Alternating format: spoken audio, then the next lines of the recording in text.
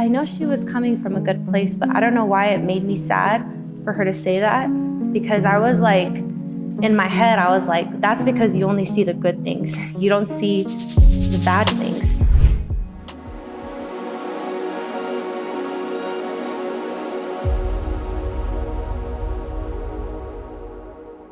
Hi guys, my name is Laura Maluhi and welcome back to another episode of In Harmony, giving you light and encouragement to pursue the incredible life that God has for you. Today is going to be a little different, obviously because of the setup, but also this is going to be a quick little mini-sode, something I hope to give you a little pump or energizer to start your week.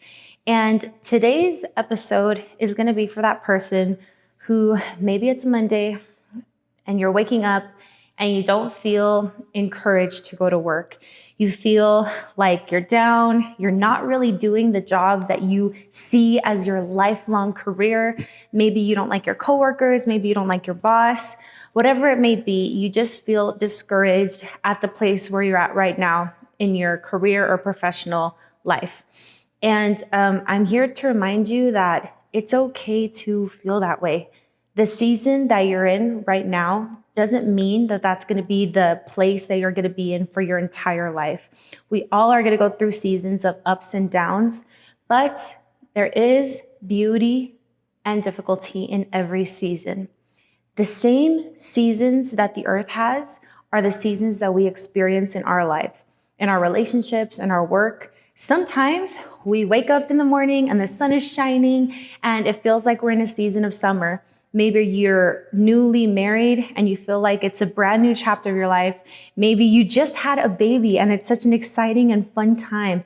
Maybe you just had a new job or a new promotion and you feel like you're on the beach, frolicking through the sand, building sandcastles, and everything is okay.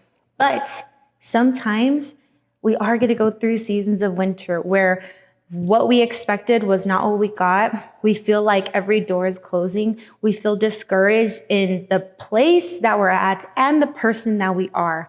But the same way that it's natural for the earth to experience those seasons, it's natural and normal for you to experience those seasons as well.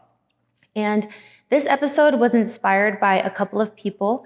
One was one of my really good church friends, and another one was from my amazing aunt.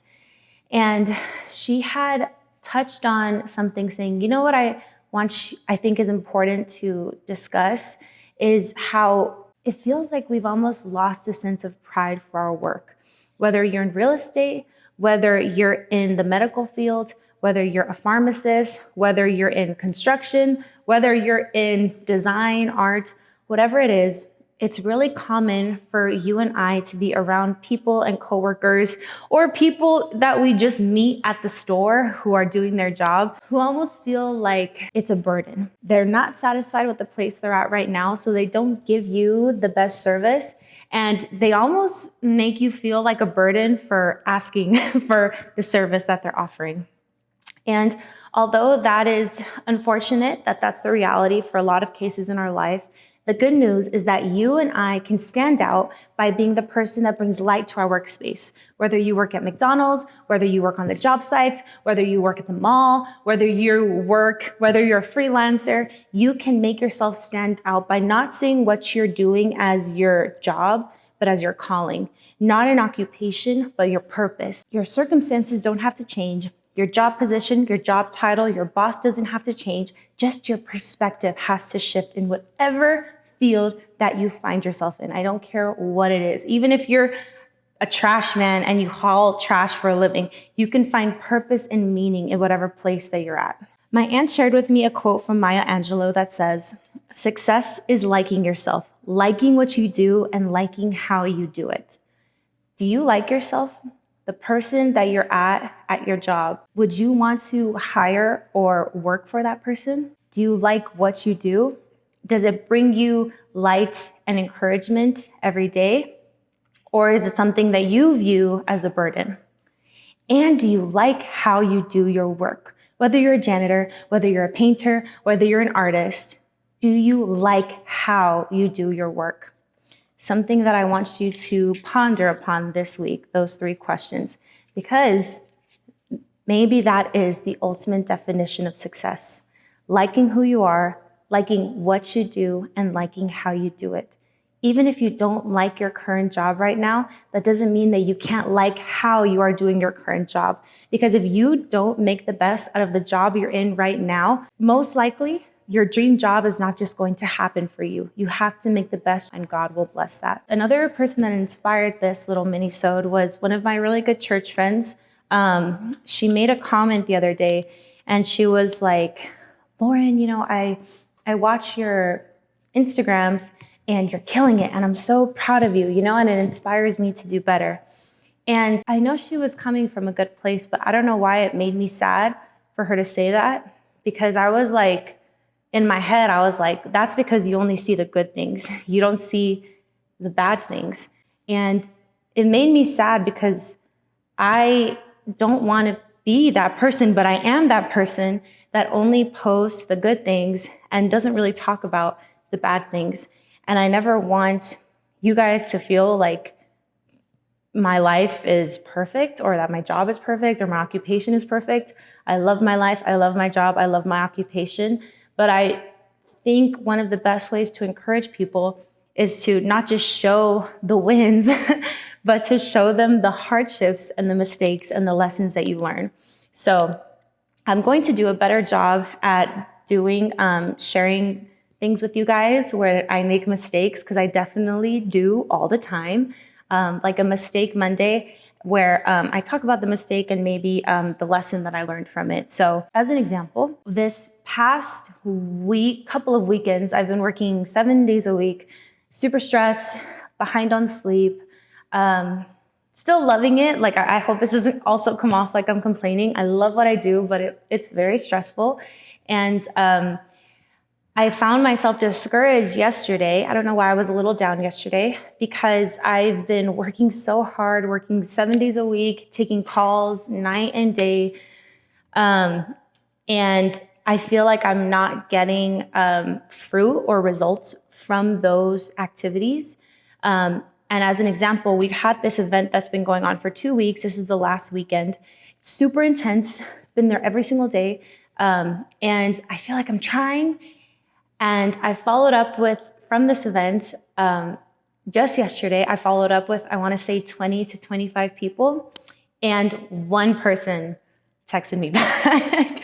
One person texted me back, gave me the time of day. And she didn't even say like, oh yes, like let's set up an appointment. She was just like, oh yeah, thank you for reaching out. I'll keep you in mind. So I say that not to come off as I'm complaining, but to come off as, the work that you're doing right now, it's going to be hard. And maybe you're like me and you're discouraged because you're not seeing the immediate fruit from it.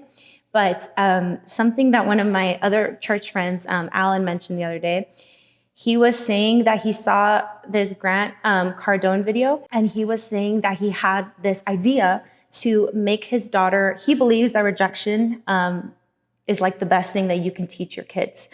And what he did is he asked his daughter to make phone calls to sell tickets for his upcoming conference event. This is Sabrina Cardone at Grant Cardone's office. How are you doing? Pretty good. The reason I'm calling is that I wanted to know why you haven't bought a 10X Growth Conference ticket. Well, I didn't know they were having it this year. Yes, we are. I'll get one. Oh, wonderful. I'll send you an email about the prices. Perfect. When is it? It's at March 12th in Miami. I appreciate the call. Thank you so much.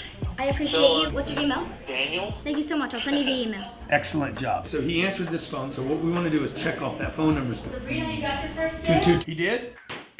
She just sold a $4,000 seat. How you feel about today? I feel great about today. And the little girl, she called and called and called, and she had 20 no's. But on the 21st call, somebody said, okay, yeah, I'll give you a ticket. And she told her dad, yeah, but it took me 20 people in order to get that one. So that's super discouraging. He said, how many calls did it take for you to make $400? And she said it took 21 calls. And he said, no, every single call you were making money. 18 phone calls made one sale. So if I pay you 10% on that one call, that's $400. I'm not, by the way. You made 18 phone calls. How many of them paid you? One. No, all of them paid you. No, divide 18 into 400. So you can see what each call paid you. Each call paid you $22. So it took 20 calls for you to get that yes. And you could think of it as doing all that work and getting one paycheck. But really, the reality is if that you didn't make all of those calls beforehand to get that one yes, you would have never gotten the yes. So the way we have to see it is that each call is $20. And it takes, this call made me $20, this call made me $20, this call made me $20, until she finally got to that one that was a $400 ticket that eventually was her yes. And I know that might come off as silly. When I first thought about it, I thought it was a little silly, but then I thought about it and I was like, yeah, that's the reality of life, is that you're going to plant a seed, care for it, do your best, work hard, and see no results. And then you're like, oh, I finally got one that made me a paycheck. But if it wasn't for all those rejections, you would have never gotten to that one. So every day you see yourself struggling to go to work, every day you see yourself having to hype yourself up to give you the energy to doing a job that maybe you don't like your coworkers, maybe you don't like your position, maybe you don't even like your field and you feel like you're doing something completely off. That is okay. You're a human being. And if you aren't intentional about those steps, those little calls, then you're never going to get that one yes, that one home run that's going to be in harmony with the place that you want to be at in your life. One of my good friends, Ben, shout out to Ben, I don't know if he's watching this. He works for a farmer. I guess he's a man named Mr. Jim, and he owns a ranch. And he recently bought some sheep, and he was telling Ben, buying and caring for these sheep have really concerned me about how God compares us to sheep in the Bible. And he's like, because sheep are very dumb. He was like, they all follow each other. They don't even think about it. They even will follow each other into like a hole in danger. And it really opened, Mr. Jim was saying, it really opened his eyes, because he's like, oh, this is how God could have compared us to a lion. He could have compared us to an elephant, someone wise. No, he compares us to sheep. He could have even compared us to a dog, but no, he compares us to sheep. We have to think, why do you think that is? Out of all the animals, why does he compare us to sheep? Maybe you're like me and you have a dog at home, and sometimes they do things that you're like, why are you doing this? Why don't you listen to me? You're gonna get yourself hurt. But the reality is that we can't get mad at our kids or our animals for doing things that don't make sense, because they don't have the mental capacity right now to understand why that is harmful for them. That is the same with us. If you feel discouraged because you're not seeing results, if you feel discouraged because maybe you've been in school forever, or you went through a bunch of schools, paid a bunch of student loans, and the career or the degree that you got is not in line with where you want to be, that is okay. You want to know why? Because you have a limited mental capacity. That is the reality of it. You and I are not compared to lions. We're not compared to elephants. We're compared to sheep. And that's because we don't have to have all of the answers. And guess what? We never will be. You don't have to understand why that you got laid off. You don't have to understand why you didn't get that position and somebody else did. All you have to do is be diligent over your work and have faith that God is doing it for a reason. We don't have the mental capacity like sheep to understand why, but we can have the faith that it's for a greater purpose. And that is what faith in God is. So I hope that encourages you for the day that you're having or the position that you're in. Don't feel like you have to have all the answers.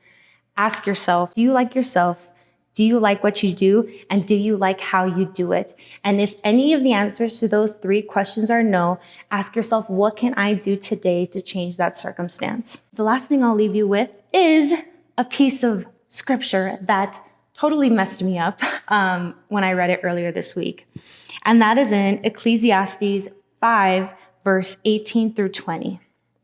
This is what I have observed to be good, that it is appropriate for a person to eat, to drink, and to find satisfaction in their toilsome labor under the sun during the few days of life God has given them, for this is their lot. Moreover, when God gives someone wealth and possessions and the ability to enjoy them, to accept their lot and be happy in their toil, this is a gift of God.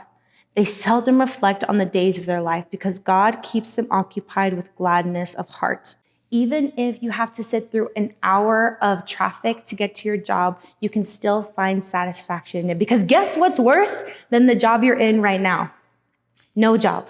That is much worse. Not knowing where your next paycheck is going to come from, having the stress of how you're going to pay your rent, that is real toil. God has only given us a few days of life, and we have to make the best out of it, find satisfaction in it.